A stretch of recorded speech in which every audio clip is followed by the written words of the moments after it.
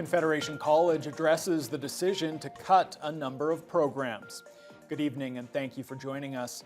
College officials are blaming a decline in domestic and international enrollment for their decision to suspend 11 academic programs. We first told you about the changes on yesterday's NewsHour, and today the college's president and academic vice president hosted a news conference. They insist this isn't the end for the programs, but acknowledge it'll be a challenge to bring them back. Jessica Clement has the details.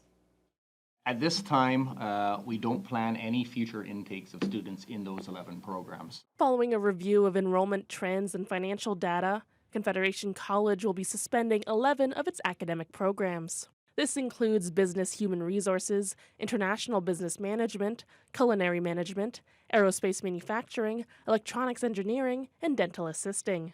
College President Michelle Salo says the decision wasn't an easy one, especially since many jobs related to the programs are in high demand. She notes domestic enrollment has been declining for around a decade, resulting in them relying more on international students.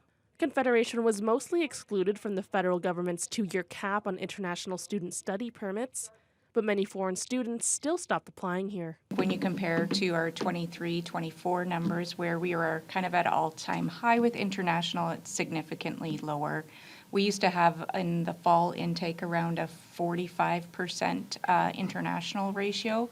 We'll be 25 to maybe even closer to 20% of international to domestic students, so a significant drop. The suspensions will impact 4% of projected incoming domestic students starting in September, which would be around 33 students.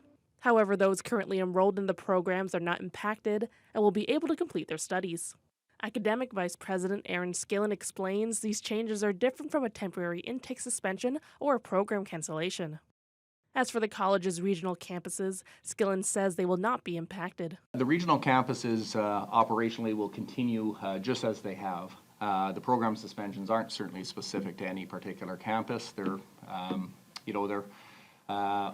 really just impact, from a student interest standpoint there. Salo says the ongoing constraints in post-secondary funding within the Ontario college sector have also made things more difficult.